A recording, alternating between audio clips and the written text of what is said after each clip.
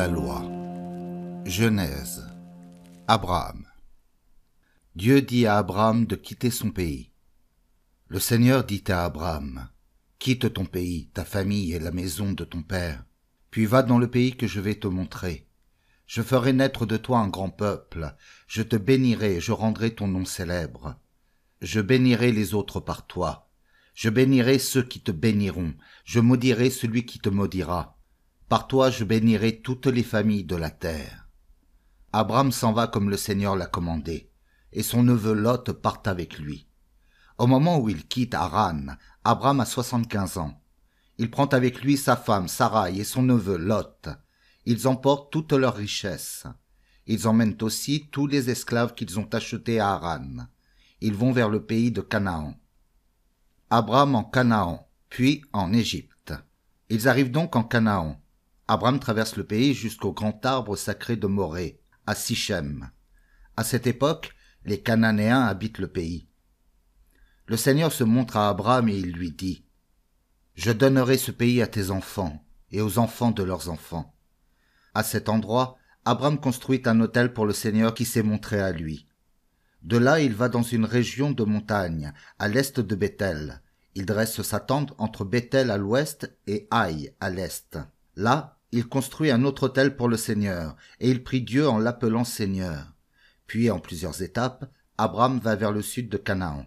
Il y a une famine dans le pays. Abraham va en Égypte pour y rester.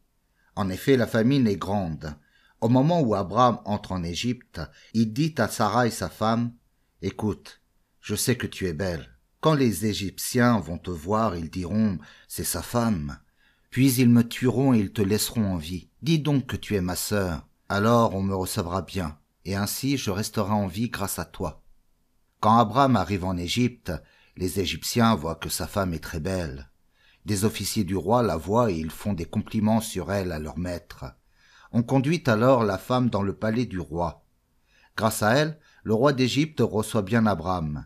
Il lui donne des moutons, des chèvres et des bœufs, des serviteurs et des servantes, des ânes, des ânesses et des chameaux. Mais le Seigneur frappe le roi d'Égypte et sa famille de grands malheurs à cause de Sarai, la femme d'Abraham. Le roi fait venir Abraham et il lui dit, « Qu'est-ce que tu m'as fait là? Tu ne m'as pas dit que c'était ta femme. Pourquoi donc? Tu as dit qu'elle était ta sœur. Pourquoi? Et moi je l'ai prise pour femme. Maintenant voilà ta femme, prends-la et va-t'en. » Le roi d'Égypte donne des ordres à ses serviteurs. Ils reconduisent Abraham à la frontière avec sa femme et tout ce qui est à lui. D'Égypte, Abraham retourne au sud de Canaan avec sa femme et tout ce qui est à lui. Lot est avec lui. Abraham et son neveu Lot vont chacun de leur côté. Abraham est très riche. Il a de grands troupeaux, beaucoup d'argent et beaucoup d'or. Il va par étapes du sud jusqu'à Béthel. Il a déjà campé là, entre Béthel et Haï, et il a construit un autel à cet endroit. C'est là qu'Abraham prie Dieu en l'appelant Seigneur. Lot est venu avec Abraham. Lui aussi possède des moutons, des chèvres et des bœufs, ainsi que des tentes. Ce pays n'est pas assez grand pour les faire vivre tous ensemble. En effet, leurs troupeaux sont trop nombreux et ils ne peuvent pas rester ensemble. De plus, les Cananéens et les Périsites habitent le pays. Il y a une dispute entre les bergers d'Abraham et ceux de Lot. Alors Abraham dit à Lot, « Nous sommes de la même famille. Ne nous disputons pas. Il ne faut pas de dispute non plus entre mes bergers et les tiens. Tu as tout le pays devant toi. Séparons-nous. Si tu vas vers le nord, j'irai vers le sud. Si tu vas vers le sud, j'irai vers le nord. » Lot regarde. Il voit toute la plaine du Jourdain. Elle est arrosée partout jusqu'à Soar. Elle est comme le jardin du Seigneur, comme la vallée du Nil en Égypte. C'était avant que le Seigneur détruise les villes de Sodome et de Gomorrhe. Lot choisit pour lui toute la plaine du Jourdain et il part vers l'est. Voilà comment Lot et Abraham se séparent. Abraham reste en Canaan. Lot campe près des villes de la plaine du Jourdain. Il dresse ses tentes jusqu'à Sodome. Les habitants de Sodome se conduisent très mal. Ils commettent des péchés graves contre le Seigneur. Le Seigneur promet un pays et de nombreux enfants à Abraham. Après le départ de Lot, le Seigneur dit à Abraham, « Regarde bien autour de toi, vers le nord et vers le sud, vers l'est et vers l'ouest. Je te donne pour toujours tout le pays que tu vois. Je le donne aussi à tes enfants et aux enfants de leurs enfants. Tes enfants et les enfants de leurs enfants, je les rendrai aussi nombreux que les grains de poussière sur le sol. On ne pourra pas les compter, comme on ne peut pas compter les grains de poussière. Va, déplace-toi dans le pays de long en large. Oui, c'est à toi que je le donne. Abraham déplace ses tentes et il vient habiter près des grands arbres sacrés de Mamré, près d'Hébron. Là, il construit un autel pour le Seigneur. Abraham est vainqueur de rois ennemis. En ce temps-là, des rois entrent en guerre. Ce sont les rois Amraphel de Mésopotamie, Arioch d'Élazar, Kédor-Laomer d'Élam et Tidal de Goïm. Ils font la guerre aux rois Béra de Sodome, Birsha de Gomorre, Shinab d'Adma, Sheméber de Séboïm et au roi de Béla, c'est-à-dire de Soar. Ces 5 rois se rassemblent dans la vallée de Sidim, recouverte aujourd'hui par la mer Morte. Pendant 12 ans, ils sont soumis à Kédor-Laomer, mais la 13e année, ils se révoltent. La 14e année, Kédor-Laomer arrive avec les rois ses alliés. Ils battent les Réphaïtes à Ashétaroth-Karnaïm, les Ouzites à Ham, les Hémites dans la plaine de Kiryathaïm. Les Horites, ils les battent chez eux, dans les montagnes de Séhir. Ils les poursuivent jusqu'à El-Paran, près du désert. Ensuite, ils reviennent vers En-Mishpat, c'est-à-dire Kadès. Ils détruisent tout le pays amalécite et ils battent les Amorites qui habitent à Sasson-Tamar. Les rois des villes de Sodome, Gomorre, Adma, Séboïm et de Béla, c'est-à-dire de Soar, font sortir leur armée. Ils se rangent dans la vallée de Sidim pour combattre les rois Kédor-Laomer d'Élam, Tidal de Goïm, Amraphel de Mésopotamie, Arioch d'Élazar, 5 rois contre 4. Il y a beaucoup de puits de bitume dans la vallée de Sidim. Les rois de Sodome et de Gomorre fuient et ils tombent dans les puits. Ceux qui restent fuient dans la montagne. Les vainqueurs prennent tous les biens de Sodome et de Gomorre, toutes les réserves de nourriture, puis ils s'en vont. Lot, le neveu d'Abraham, habite Sodome. Ils l'emmènent aussi, avec tous ses biens. Un fuyard vient annoncer la nouvelle à Abraham l'Hébreu, qui habite près des grands arbres sacrés de Mamré, l'Amorite. Mamré est le frère d'Eshcol et d'Aner. Tous les 3 sont les alliés d'Abraham. Quand Abraham apprend que son neveu a été fait prisonnier, il regroupe ses partisans, 318 hommes de son clan, et il poursuit ses ennemis jusqu'à Dan. Abraham divise ses hommes en plusieurs groupes, et il attaque ses ennemis pendant la nuit. Il bat les rois, il les poursuit jusqu'à Oba, au nord de Damas. Il ramène tous les biens, et il ramène aussi Lot, son neveu, avec ses biens, avec les femmes et les autres prisonniers. Abraham revient après sa victoire sur Kédor-Laomer et sur les rois ses alliés. Le roi de Sodome vient à sa rencontre dans la vallée de Chavé, c'est-à-dire la vallée du roi. Abraham rencontre Melchizedek. Melchizedek est roi de Salem et prêtre du Dieu Très-Haut. Il apporte du pain et du vin. Il bénit Abraham en disant « Le Dieu Très-Haut qui a créé le ciel et la terre, qu'il bénisse Abraham. Chantons la louange du Dieu Très-Haut qui a livré tes ennemis en ton pouvoir. » Abraham lui donne le 10e de tout ce qu'il a ramené de la guerre. Le roi de Sodome dit à Abraham « Donne-moi les personnes, prends les biens et garde-les. » Abraham lui répond « Je lève ma main vers le Seigneur, le Dieu Très-Haut qui a fait le ciel et la terre. Je fais ce serment. Je ne prendrai rien de ce qui est à toi, pas un fil, même pas une lanière de sandales. Alors tu ne pourras pas dire, c'est moi qui ai augmenté la richesse d'Abraham. Je ne prendrai rien pour moi. J'accepte seulement le prix de la nourriture que mes serviteurs ont mangée, et la part de mes alliés, Aner, Échekol et Mamré. Eux, ils prendront leur part. Dieu fait alliance avec Abraham. Après cela, le Seigneur se montre à Abraham. Il lui dit, « N'aie pas peur, Abraham. Je te protégerai, et je te donnerai une grande récompense. » Abraham répond, « Seigneur mon Dieu, qu'est-ce que tu vas me donner? Je n'ai pas d'enfant, personne ne pourra naître de moi. C'est Eliezer de Damas qui est mon héritier, c'est lui qui va recevoir tout ce qui est à moi. » Alors le Seigneur lui répond, « Non, ce n'est pas lui qui sera ton héritier, ce sera un fils né de toi. » Le Seigneur conduit Abraham dehors, il lui dit, « Regarde le ciel et compte les étoiles si tu peux. » Puis il ajoute, « Ceux qui naîtront de toi seront aussi nombreux. » Abraham a confiance dans le Seigneur, c'est pourquoi le Seigneur le reconnaît comme juste. Il dit à Abraham, « C'est moi le Seigneur qui t'ai fait sortir d'Our en Babylonie. J'ai voulu que le pays où tu es maintenant soit à toi. » Abraham demande, « Seigneur Dieu, comment savoir qu'il sera à moi ?» Le Seigneur répond, « Amène-moi une jeune vache de 3 ans, une chèvre de 3 ans, un bélier de 3 ans, une tourterelle et un jeune pigeon. » Abraham amène ces animaux. Il les coupe en 2, et il place les moitiés l'une en face de l'autre. Mais il ne coupe pas les oiseaux. Des charognards descendent sur les animaux. Abraham les chasse. Au coucher du soleil, Abraham s'endort profondément. Alors une nuit épaisse et effrayante tombe sur lui. Le Seigneur dit à Abraham, « Tu dois savoir ceci, tes enfants habiteront dans un pays étranger, ils deviendront des esclaves et on les écrasera pendant 400 ans. Mais je punirai le peuple qu'ils serviront et ils pourront partir en emportant beaucoup de richesses. Mais toi, tu mourras dans la paix et on t'enterrera après une heureuse vieillesse. Ceux qui naîtront de toi reviendront en Canaan seulement à la 4e génération. En effet, les Amorites n'ont pas encore fait assez de mal pour que je les chasse du pays. » Après le coucher du soleil, il fait nuit noire. Tout à coup, de la fumée et des flammes passent entre les animaux partagés. Ce jour-là, le Seigneur fait alliance avec Abraham. Il lui dit, « Je donne ce pays à tes enfants et aux enfants de leurs enfants. Il s'étendra depuis le fleuve d'Égypte jusqu'à l'Euphrate, le grand fleuve.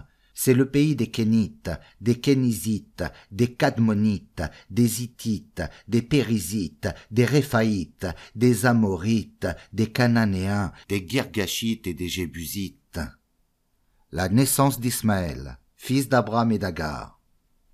Sarai, la femme d'Abraham, ne lui a pas donné d'enfant, mais elle a une esclave égyptienne, Agar. Sarai dit à Abraham, « Tu vois, le Seigneur m'a empêché d'avoir un enfant. Passe donc la nuit avec mon esclave, elle pourra peut-être me donner un enfant. » Abraham suit la proposition de Sarai. Il habite le pays de Canaan depuis 10 ans. Alors Sarai, la femme d'Abraham, prend Agar, son esclave égyptienne. Elle la donne comme femme à Abraham, son mari. Il s'unit à Agar, et elle devient enceinte. Quand Agar voit qu'elle est enceinte, elle méprise sa maîtresse. Alors Sarai dit à Abraham, « Agar m'insulte. Occupe-toi toi-même de cette affaire. C'est moi qui ai mis mon esclave dans tes bras. Mais elle a vu qu'elle était enceinte, et depuis je ne suis plus rien pour elle. Que le Seigneur juge entre toi et moi. » Abraham répond à Sarai, « Mais ton esclave est à toi. Tu peux lui faire ce que tu veux. » Alors Sarai traite Agar durement, et Agar fuit dans le désert. L'ange du Seigneur la trouve près d'un puits dans le désert, sur la route de Chour. Il lui demande, « Agar, esclave de Sarai, d'où viens-tu? Où vas-tu » Elle répond, « Je fuis Sarai, ma maîtresse. » L'ange du Seigneur lui dit, « Retourne chez ta maîtresse et obéis-lui. » L'ange du Seigneur lui dit, « Je te donnerai beaucoup d'enfants et de petits-enfants. Ils seront si nombreux qu'on ne pourra pas les compter. » L'ange du Seigneur lui dit encore, « Tu es enceinte et tu vas avoir un garçon. Tu l'appelleras Ismaël. En effet, le Seigneur a entendu ton cri. Ton fils sera comme un âne sauvage. Il luttera contre tout le monde et tout le monde luttera contre lui. Il vivra seul, à l'écart de tous ses frères. » Agar se demande, « Est-ce que j'ai vraiment vu celui qui me voit ?» Et elle nomme le Seigneur qui lui a parlé, « Dieu qui me voit. » C'est pourquoi on appelle le puits « puits de l'Aï-Roy », c'est-à-dire le puits du vivant qui me voit. Il se trouve entre Kadès et Béred. Agar donne un fils à Abraham, et Abraham lui donne le nom d'Ismaël. Abraham a 86 ans quand Agar lui donne Ismaël. Dieu renouvelle son alliance avec Abraham et change son nom en Abraham. Quand Abraham a 99 ans, le Seigneur se montre à lui. Il dit à Abraham, « Je suis le Dieu Tout-Puissant, vis sous mon regard et fais toujours ce qui me plaît. Je vais établir une alliance entre toi et moi. Je te donnerai un grand nombre d'enfants et de petits-enfants. » Abraham se met à genoux, le front contre le sol. Dieu continue à lui parler. « Voici l'alliance que je fais avec toi. Tu deviendras le père de beaucoup de peuples. Tu ne t'appelleras plus Abraham. Ton nouveau nom sera Abraham. En effet, je fais de toi le père de beaucoup de peuples. Ceux qui naîtront de toi seront très nombreux. Ils formeront des peuples, et des rois naîtront de toi. Je vais faire alliance avec toi, avec tes enfants et les enfants de leurs enfants, de génération en génération. Cette alliance durera toujours. Ainsi, je serai ton Dieu et je serai le Dieu de tous ceux qui naîtront de toi. Maintenant, tu vis en Canaan, mais ce pays n'est pas à toi. Eh bien, je vais te donner tout ce pays, à toi, à tes enfants et aux enfants de leurs enfants. Il sera à eux pour toujours, et je serai leur Dieu. Dieu dit encore à Abraham, « Toi, tes enfants et les enfants de leurs enfants, de génération en génération, vous respecterez mon alliance. Voici le commandement que je vous donne, à toi, à tes enfants et aux enfants de leurs enfants.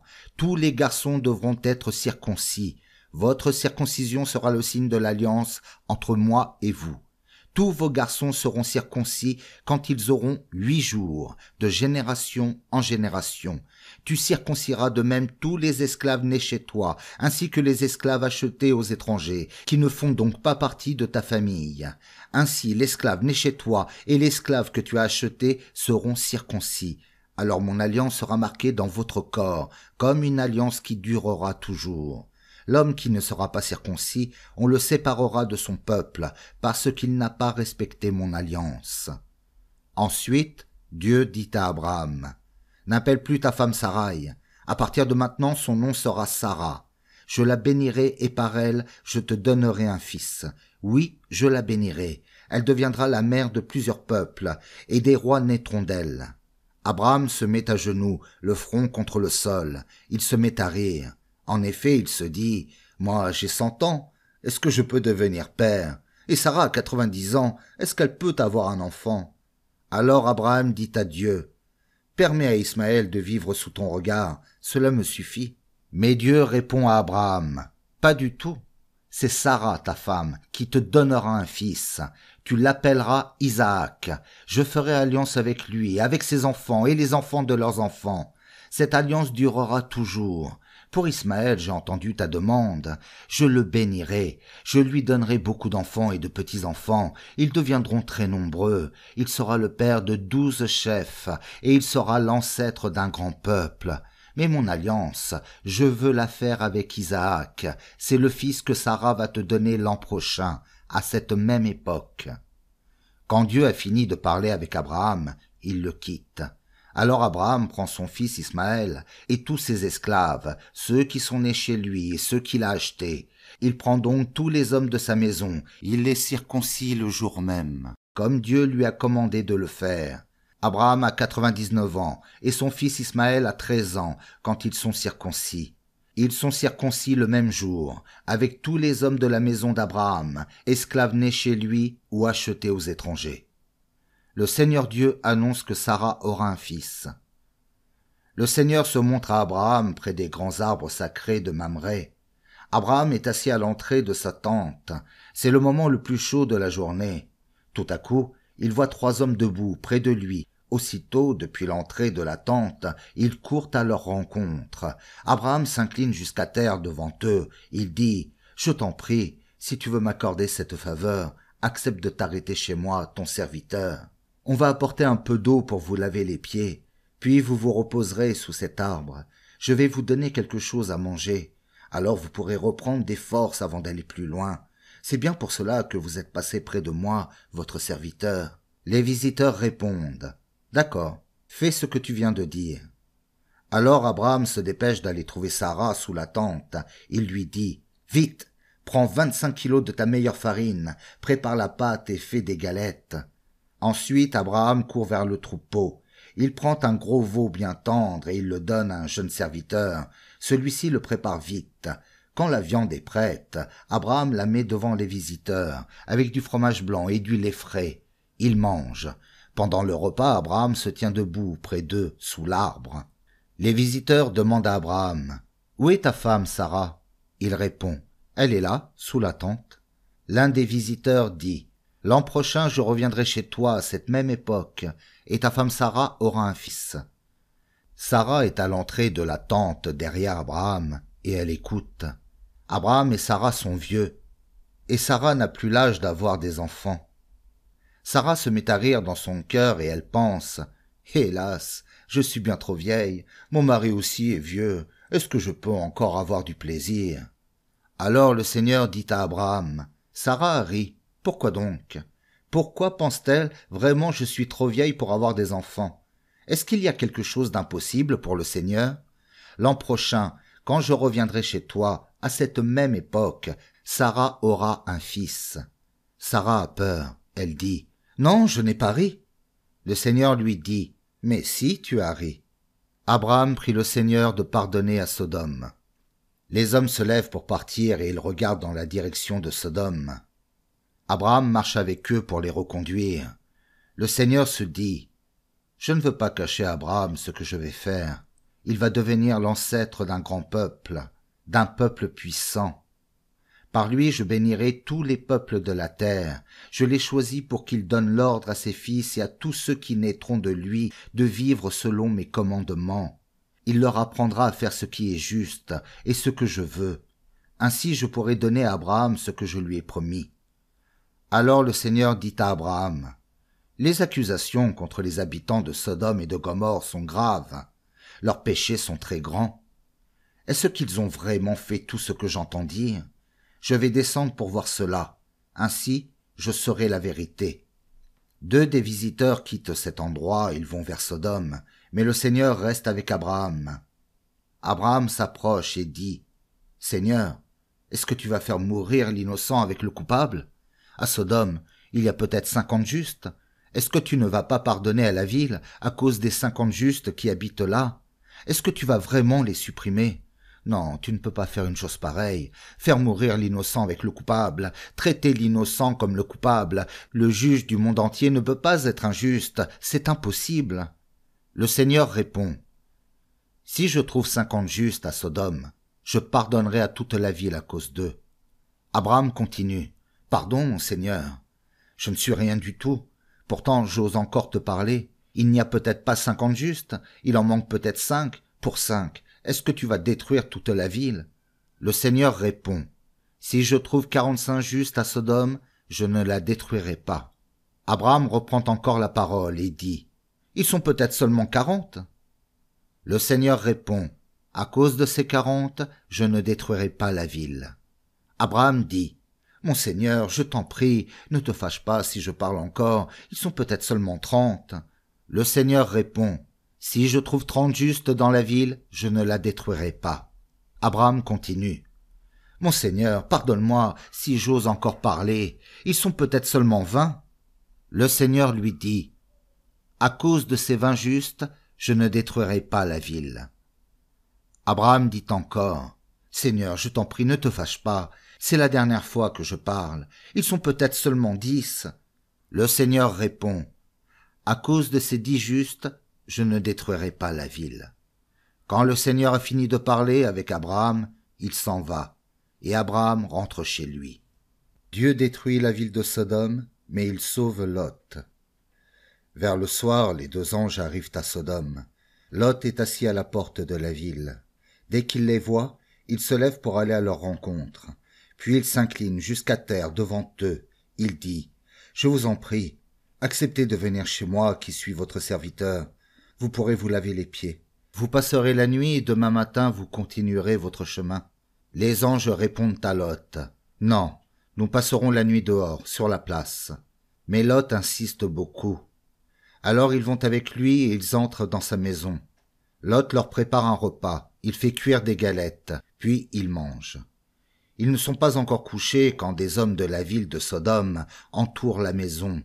Du plus jeune au plus vieux, tous sont là sans exception.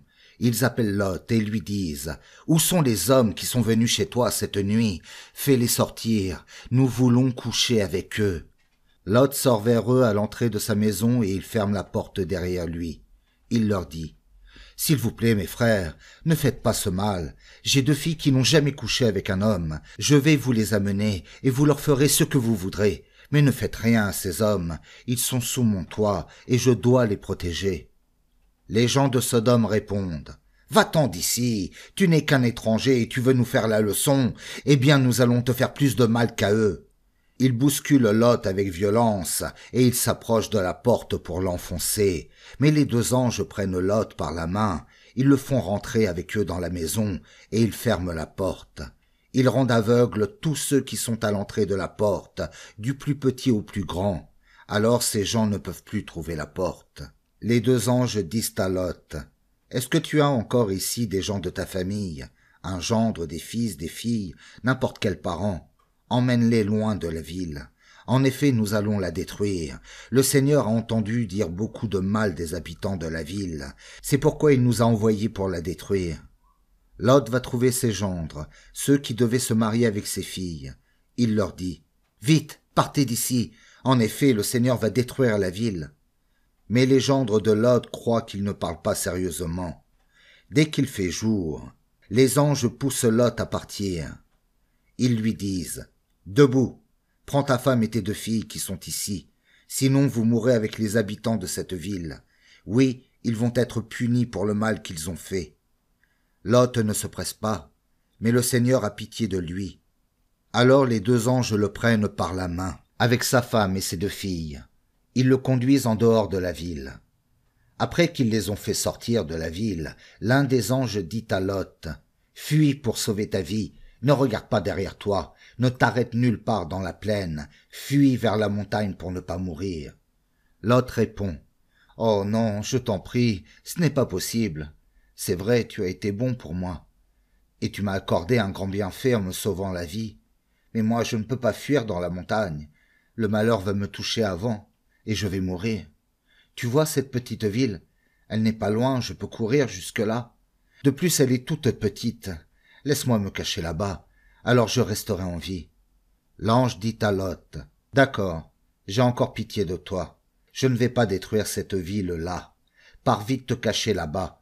En effet, je ne peux rien faire avant ton arrivée. C'est pourquoi on appelle cette ville Soar. » Quand Lot arrive à Soar, le soleil se lève.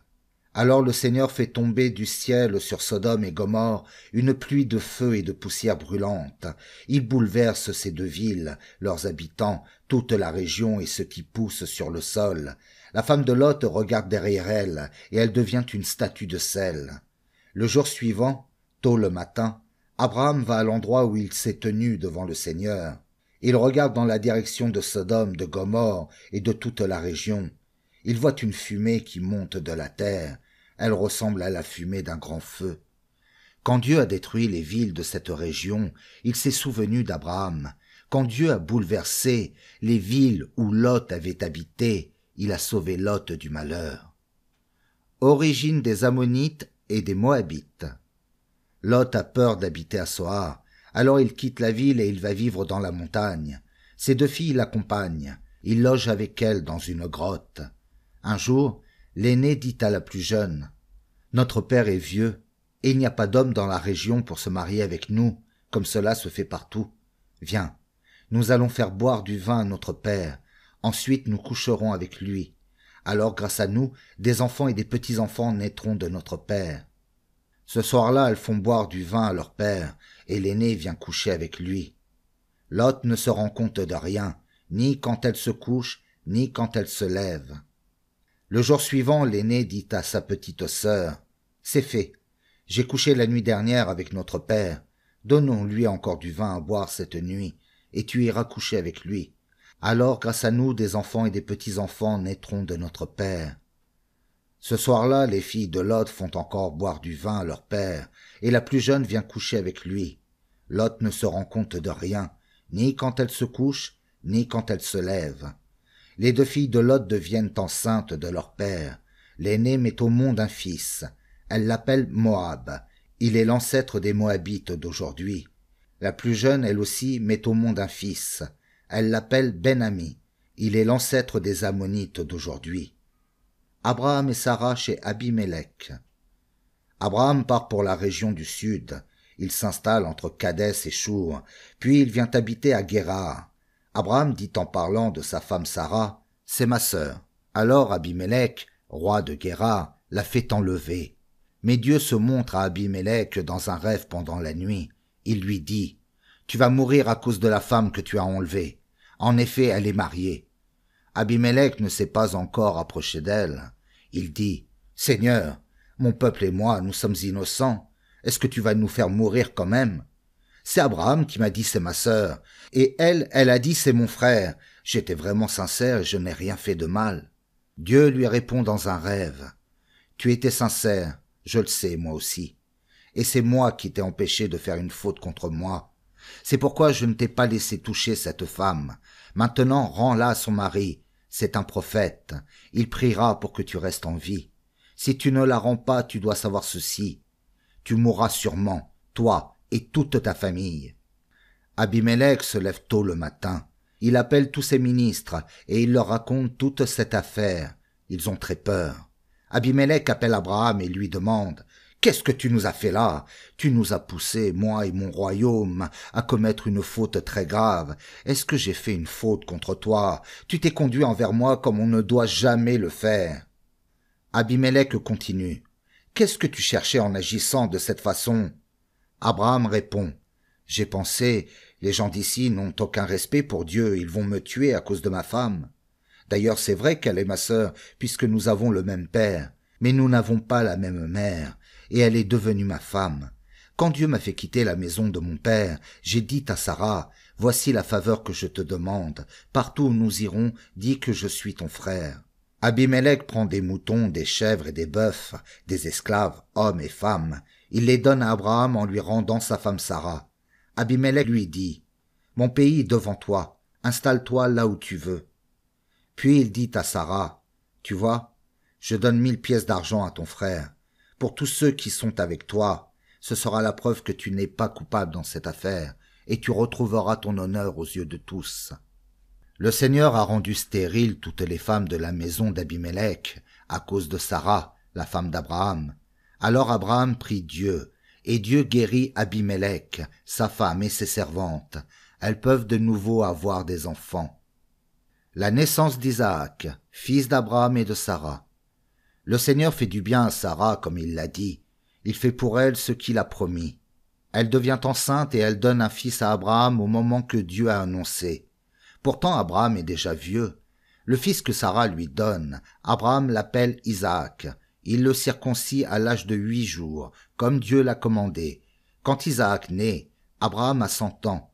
Sarah dit, « Dieu m'a fait rire de joie. Tous ceux qui apprendront la naissance d'Isaac riront avec moi. » Puis elle ajoute, « Qui pouvait dire à Abraham, un jour Sarah allaitera des enfants? Pourtant, je lui ai donné un fils dans sa vieillesse. » Abraham renvoie Agar et son fils Ismaël. Isaac grandit, et Sarah arrête de l'allaiter. Le jour où Sarah sèvre l'enfant, Abraham donne un grand repas. Agar, l'Égyptienne, a donné un fils à Abraham. L'enfant est en train de s'amuser et Sarah le voit. Elle dit à Abraham, « Chasse cet esclave et son fils. Le fils de cet esclave ne doit pas hériter avec mon fils Isaac. » Abraham est vraiment triste d'entendre cela. En effet, Ismaël, l'enfant d'Agar, est aussi son fils. Mais Dieu dit à Abraham, « Ne sois pas triste à cause du garçon et de ton esclave. Fais tout ce que Sarah te dit. Les enfants et les enfants de leurs enfants que je t'ai promis, tu les auras par Isaac. Je ferai aussi naître un peuple du fils d'Agar, ton esclave. En effet, Ismaël aussi est ton fils. » Le jour suivant, Abraham se lève tôt le matin. Il prend du pain et une outre pleine d'eau. Il les donne à Agar. Il lui met l'enfant sur le dos et il la renvoie. Agar s'en va, et elle se perd dans le désert de Beersheba. Quand il n'y a plus d'eau dans l'outre, elle laisse l'enfant sous un buisson. Puis elle va s'asseoir un peu plus loin, à la distance d'une flèche. En effet, elle pense, « Je ne veux pas voir mourir mon enfant. » Elle s'assoit donc un peu plus loin. Elle se met à pleurer. Dieu entend les cris de l'enfant. Du ciel, l'ange de Dieu appelle Agar. Il lui dit, « Agar, qu'est-ce que tu as? N'aie pas peur. Dieu a entendu l'enfant crier là-bas. Lève-toi, prends ton fils et tiens-le d'une main forte. Je ferai naître de lui un grand peuple. » Dieu ouvre les yeux d'Agar. Elle aperçoit un puits avec de l'eau. Elle va remplir l'outre et elle donne à boire à son fils. Dieu prend soin de l'enfant. Ensuite, l'enfant grandit et il habite dans le désert. Il devient un tireur à l'arc. Il habite dans le désert de Paran. Sa mère lui donne pour femme une Égyptienne. Abraham passe un accord avec Abimélec. À cette époque-là, Abimélec vient trouver Abraham avec Picol, le chef de son armée. Il dit à Abraham, « Dieu est avec toi dans tout ce que tu fais. Maintenant donc, jure-moi par Dieu de ne pas me trahir, ni moi, ni mes enfants, ni les enfants de leurs enfants. J'ai été bon pour toi. Toi aussi, agis avec bonté envers moi et envers le pays où tu habites. » Abraham répond, « Je le jure. » Un jour, les serviteurs d'Abimélec prennent un puits. Abraham se plaint de cette affaire auprès d'Abimélec. Abimélec lui répond, « Je ne sais pas qui a fait cela. Jusqu'à aujourd'hui, tu ne m'as rien dit, et j'ignorais tout. » Alors Abraham prend des moutons, des chèvres et des bœufs. Il les donne à Abimélec, et tous deux passent un accord. Abraham met à part 7 moutons. Abimélec dit à Abraham, « Ces 7 moutons que tu as mis à part, c'est pour quoi faire ?» Abraham lui répond, « Ils sont pour toi. Ils te rappelleront que c'est bien moi qui ai creusé ce puits. » C'est pourquoi on appelle ce lieu Beersheba. En effet, c'est là que tous deux ont fait un serment. Ils passent donc un accord à Beersheba. Ensuite, Abimélec part avec Picol, le chef de son armée, et il retourne au pays des Philistins. À Beersheba, Abraham plante un arbre du désert, et il prie le Dieu de toujours en l'appelant Seigneur. Abraham reste longtemps dans le pays des Philistins. Abraham est prêt à offrir son fils Isaac à Dieu.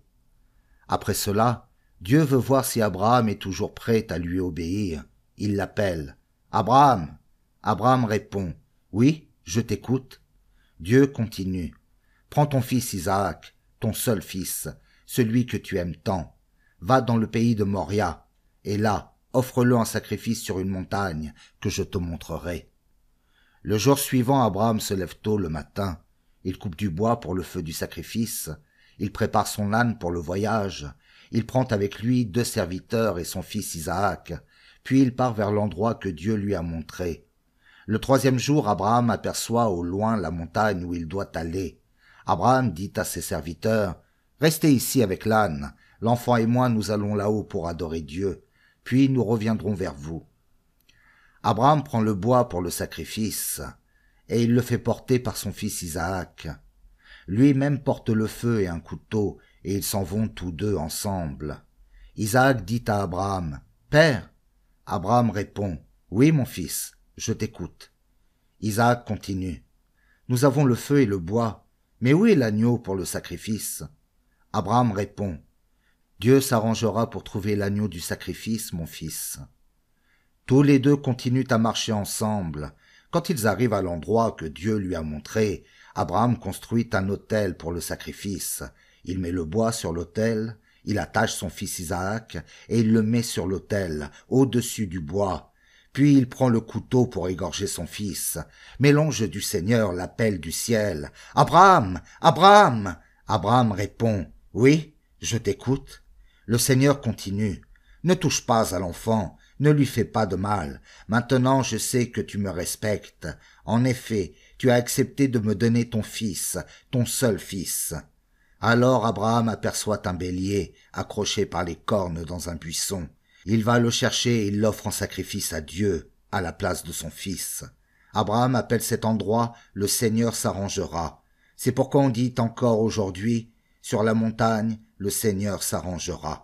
Du ciel, l'ange du Seigneur appelle Abraham une 2e fois. Il lui dit, « Voici ce que le Seigneur déclare. Parce que tu as fait cela, parce que tu as accepté de me donner ton seul fils, aussi vrai que je suis Dieu, je fais ce serment, je te bénirai. Tes enfants et les enfants de leurs enfants, je les rendrai aussi nombreux que les étoiles du ciel et les grains de sable au bord de la mer. Ils prendront les villes de leurs ennemis. Par eux je bénirai tous les peuples de la terre, parce que tu m'as obéi. » Abraham revient vers ses serviteurs. Ils reprennent la route ensemble vers Beersheba. C'est là qu'Abraham habite. Rebecca, petite fille de Nahor, frère d'Abraham. Après ces événements, quelqu'un vient dire à Abraham, « Milca, la femme de ton frère Nahor, lui a donné des fils elle aussi. Ous l'aîné, Bous son frère, Kemuel le père d'Aram, Kesed, Azo, Pildash, Idlaf et Bethuel. » Voilà les 8 fils que Milca a donnés à Nahor, le frère d'Abraham. Bethuel est le père de Rebecca. Nahor a une femme de 2e rang qui s'appelle Reuma. Elle a aussi des enfants, Théba, Gaham, Taash et Maaka. Abraham achète une tombe pour Sarah. Sarah vit 127 ans. Elle meurt à Kiriath Arba, c'est-à-dire Hébron, en Canaan. Abraham fait les funérailles de Sarah et il pleure sa femme. Puis il quitte l'endroit où le corps de Sarah se trouve, et il va parler aux gens de la famille de Heth. Il leur dit, « Je vis au milieu de vous comme un étranger et un hôte. Permettez-moi d'acheter une tombe chez vous. Alors je pourrai enterrer ma femme à cet endroit. » Les Hittites répondent à Abraham, « Écoute-nous, nous t'en prions. Dieu a fait de toi un chef au milieu de nous. Enterre ta femme dans la meilleure de nos tombes. Parmi nous, personne ne te refusera sa tombe pour enterrer ta femme. » Abraham se lève et s'incline profondément devant les Hittites qui habitent cette région. Puis il leur dit, « Si vous acceptez vraiment que j'enterre ma femme ici, écoutez-moi et parlez pour moi à Éphron, le fils de Sohar. Demandez-lui de me vendre la grotte de Macpéla. Elle est à lui et elle se trouve au bout de son champ. Demandez-lui de me la vendre à son juste prix en votre présence. Alors cette grotte m'appartiendra et j'en ferai une tombe. » Éphron le Hittite se trouve là au milieu de ses frères. Il répond à Abraham assez fort pour que ses paroles parviennent aux oreilles de tous les Hittites présents à la porte de la ville. Éphron dit à Abraham, « Non, écoute-moi, je t'en prie, le champ, je te le donne, la grotte qui est au bout du champ, je t'en fais cadeau sous les yeux des gens de mon clan, tu peux enterrer ta femme à cet endroit. » De nouveau Abraham s'incline profondément devant les gens de la région. Puis il parle à Éphron assez fort pour que tout le monde l'entende. Il dit, « Écoute-moi à ton tour, je t'en prie. Je veux te payer le prix du champ. Accepte l'argent, et c'est là que je vais enterrer ma femme. » Éphron répond à Abraham, « Écoute-moi, je t'en prie. Un terrain qui vaut 400 pièces d'argent, entre toi et moi, ce n'est rien. Enterre donc ta femme. » Abraham se met d'accord avec Éphron. Il compte l'argent qu'il a promis de lui donner en présence des Hittites, 400 pièces utilisées habituellement par les commerçants. Voici ce qui appartient maintenant à Abraham, le champ d'Éphron, situé à Macpéla, à l'est de Mamré, la grotte, et tous les arbres qui sont dans le champ. Tous les Hittites qui sont venus à la porte de la ville sont témoins de cela. Abraham enterre sa femme Sarah dans la grotte du champ de Macpéla, près de Mamré. C'est à Hébron, en Canaan. Les Hittites reconnaissent qu'Abraham est propriétaire du champ et de la grotte qui s'y trouve. Il peut donc enterrer ses morts à cet endroit. Abraham cherche une femme pour Isaac. Abraham est devenu très vieux. Le Seigneur l'a béni dans tout ce qu'il a fait. Un jour, Abraham parle au plus vieux de ses serviteurs. C'est lui qui s'occupe de tous ses biens. Il lui dit, « Mets ta main sous ma cuisse. Jure-moi une chose par le Seigneur, le Dieu qui a fait le ciel et la terre. Pour mon fils, tu ne prendras pas comme femme une fille de Canaan, ce pays où j'habite. Tu iras dans mon pays et dans ma famille. Là, tu choisiras une femme pour mon fils Isaac. » Le serviteur lui répond, « La femme refusera peut-être de me suivre ici. Alors est-ce que je dois ramener ton fils dans le pays que tu as quitté ?» Abraham répond, « Non, surtout pas. Ne ramène pas mon fils là-bas. Le Seigneur, le Dieu qui est au ciel, m'a fait quitter la maison de mon père et le pays de ma famille. Il m'a parlé et il m'a fait ce serment. Je donnerai ce pays à tes enfants et aux enfants de leurs enfants. Il enverra son ange devant toi, alors tu pourras ramener de là-bas une femme pour mon fils. Si la femme ne veut pas te suivre, tu seras libéré du serment que tu vas faire. En tout cas, ne ramène pas mon fils là-bas. » Alors le serviteur met la main sous la cuisse d'Abraham, et il jure de faire ce qu'il commande. Le serviteur prend 10 chameaux de son maître, et il emporte tout ce que son maître a de meilleur. Il se met en route vers la ville de Nahor, dans le nord de la Mésopotamie. Le serviteur d'Abraham arrive près du puits qui se trouve à l'extérieur de cette ville. Là, il fait se reposer les chameaux. C'est le soir, au moment où les femmes viennent chercher de l'eau. Il fait cette prière. « Seigneur, Dieu de mon maître Abraham, permets-moi de faire une rencontre heureuse aujourd'hui. Montre ainsi ta bonté pour Abraham, mon maître. Me voici près du puits, et les filles des habitants de la ville vont venir chercher de l'eau.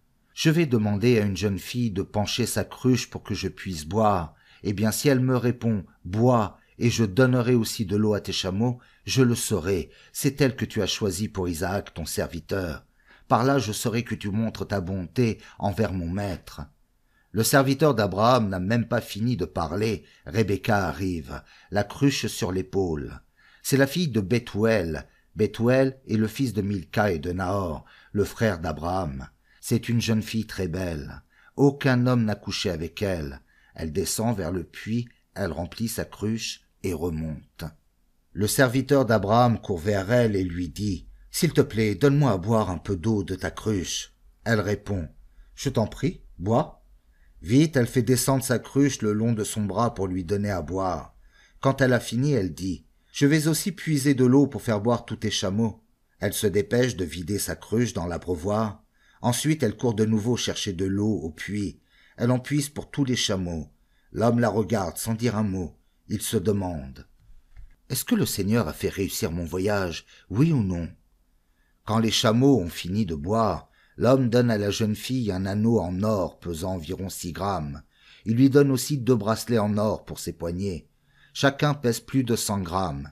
Il lui demande « Tu es la fille de qui? Dis-le-moi s'il te plaît.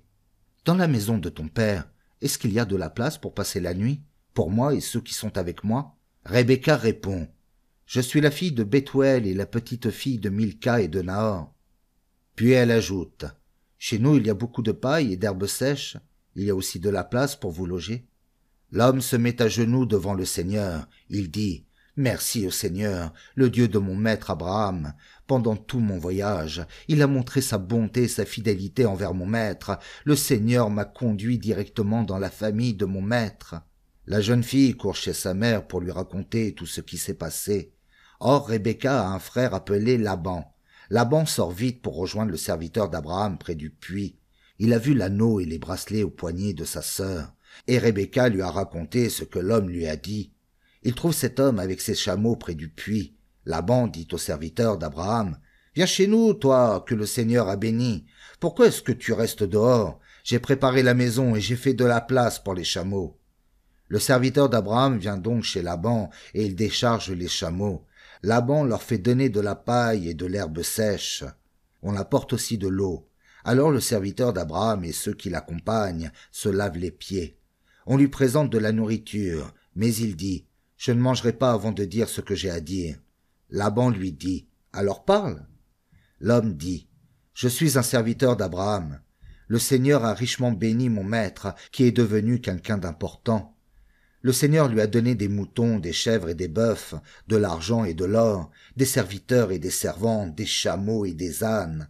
Sarah, sa femme, lui a donné un fils dans sa vieillesse, et mon maître a donné tous ses biens à son fils. Mon maître m'a dit, « Jure-moi une chose, pour mon fils, tu ne prendras pas comme femme une fille de Canaan, ce pays où j'habite. Tu iras dans ma famille, dans la maison de mon père. Là, tu choisiras une femme pour mon fils. » Alors j'ai répondu, « Cette femme refusera peut-être de me suivre. » Mon maître m'a répondu, « J'ai toujours vécu sous le regard du Seigneur. Lui, il enverra son ange avec toi. Il fera réussir ton voyage. Tu ramèneras pour mon fils une femme de ma famille, de la maison de mon père. Si tu vas dans ma famille, tu seras libéré de ton serment. Même si tu n'obtiens rien, je ne te maudirai pas. » Le serviteur d'Abraham continue. Aujourd'hui, je suis arrivé près de ce puits, et j'ai dit, « Seigneur, Dieu de mon maître Abraham, je t'en prie, fais réussir mon voyage. Maintenant je suis près du puits, je vais demander à une jeune fille qui viendra chercher de l'eau. S'il te plaît, donne-moi à boire un peu d'eau de ta cruche. Si elle me répond, « Bois, et je vais puiser de l'eau pour tes chameaux », cette jeune fille sera la femme que le Seigneur a choisie pour le fils de mon maître. » Je n'avais même pas fini de me dire cela quand Rebecca est arrivée, sa cruche sur l'épaule. Elle est descendue au puits et elle a puisé de l'eau. Je lui ai dit, « S'il te plaît, donne-moi à boire. » Vite, elle a penché sa cruche et m'a dit, « Bois, et je donnerai aussi à boire à tes chameaux. » J'ai bu, et elle a donné à boire aux chameaux. Je lui ai demandé, « Tu es la fille de qui ?» Elle a répondu, « Je suis la fille de Bethuel et la petite fille de Milca et de Nahor. » Alors j'ai mis l'anneau à son nez et les bracelets à ses poignets. Je me suis mise à genoux devant le Seigneur. J'ai remercié le Seigneur, le Dieu de mon maître Abraham. Maintenant, répondez-moi. Est-ce que vous voulez agir avec bonté et fidélité envers mon maître? Sinon, dites-le-moi, et je partirai ailleurs. Laban et Bethuel, le père de Rebecca, répondent. Cette affaire vient du Seigneur et nous n'avons rien à dire, ni oui ni non. Rebecca est là, devant toi, prends-la et pars. qu'elle devienne la femme d'Isaac, comme le Seigneur l'a dit. Rebecca devient la femme d'Isaac. Quand le serviteur d'Abraham entend ces paroles, il se met à genoux devant le Seigneur, le front contre le sol, puis il sort de ses bagages des bijoux en argent et en or, avec des vêtements. Il les donne à Rebecca. Il offre aussi de très beaux cadeaux à son frère et à sa mère. Ensuite, le serviteur d'Abraham et ceux qui l'accompagnent mangent et boivent, puis ils vont se coucher. Le matin suivant, quand ils sont levés, le serviteur d'Abraham dit aux frères de Rebecca et à sa mère, « Laissez-moi retourner chez mon maître. » Ils répondent, « Rebecca va rester encore un peu avec nous, une dizaine de jours. Ensuite elle pourra partir. » Mais le serviteur dit, « Ne me retenez pas, le Seigneur a fait réussir mon voyage, laissez-moi donc retourner chez mon maître. » Ils disent, « Appelons la jeune fille et demandons-lui son avis. » Le frère et la mère de Rebecca appellent la jeune fille. Ils lui demandent, « Est-ce que tu veux partir avec cet homme ?» Rebecca répond, « Oui, je suis d'accord. » Alors la famille de Rebecca la laisse partir avec la femme qui s'occupe d'elle. Elles s'en vont avec le serviteur d'Abraham et avec ceux qui l'accompagnent. La famille de Rebecca la bénit. « Toi, notre sœur, deviens la mère de millions de personnes. Que tes enfants et les enfants de leurs enfants prennent les villes de ceux qui te détestent. » Rebecca et ses servantes montent sur les chameaux et elles suivent le serviteur d'Abraham. Ils partent tous ensemble. Isaac a quitté le puits de Lahaï-Roï. Il habite la région du sud. Un soir, au coucher du soleil, il sort se promener dans la campagne. Tout à coup, il voit des chameaux qui arrivent. Quand Rebecca aperçoit Isaac, elle descend de son chameau. Puis elle demande au serviteur d'Abraham, « Je vois un homme dans la campagne. Il vient à notre rencontre. Qui est-ce » Le serviteur répond, « C'est mon maître. » Alors Rebecca prend son voile et elle cache son visage. Le serviteur raconte à Isaac tout ce qu'il a fait. Ensuite, Isaac fait entrer Rebecca dans une tente. C'était la tente de Sarah, sa mère. Isaac aime Rebecca. Elle devient sa femme. C'est ainsi qu'Isaac se console de la mort de sa mère. La fin de la vie d'Abraham. Abraham a pris une autre femme. Elle s'appelle Ketura. Elle lui a donné pour fils Zimran, Yoksan, Médan, Madian, Ishbak et Shua. Yoksan est le père de Saba et de Dédan. De Dédan naissent les Ashurites, les Létouchites et les Léoumites. Madian a pour fils Epha, Epher, Hanok, Abida et Elda. Voilà les enfants et les enfants des enfants de Ketura. Abraham donne tous ses biens à Isaac, et il fait des cadeaux aux fils de ses autres femmes. Mais pendant qu'il est encore vivant, il les envoie loin de son fils Isaac, vers l'est. Abraham a 175 ans quand il meurt. Il quitte la vie après une vieillesse longue et heureuse. Il va rejoindre ses ancêtres déjà morts. Ses fils Isaac et Ismaël l'enterrent dans la grotte de Macpéla. Elle est dans le champ d'Ephron, fils de Soar le Hittite, près de Mamré. Abraham a acheté ce champ au fils de Heth. C'est là qu'on enterre Abraham avec Sarah, sa femme. Après la mort d'Abraham, Dieu bénit son fils Isaac. Isaac habite près du puits de Lahaï-Roï. La famille d'Ismaël, fils d'Abraham. Voici la famille d'Ismaël, le fils d'Abraham. Sa mère c'est Agar, l'esclave égyptienne de Sarah. Voici les noms des fils d'Ismaël, suivant l'ordre de leur naissance. Nebaïot, l'aîné. Kedar, Atbeel, Mipsam, Mishma, Douma, Massa, Hadad, Théma, Yétour, Naphik et Kedma. Voici les 12 fils d'Ismaël. Chacun est le chef d'un clan. Ils donnent leur nom à leur village et à leur campement. Ismaël a 137 ans quand il meurt. Il quitte la vie et il va rejoindre ses ancêtres. Les Ismaélites vivent dans la région située entre Avila et Chour. Chour est près de l'Égypte, vers Achour. Ils s'installent donc loin de tous leurs frères.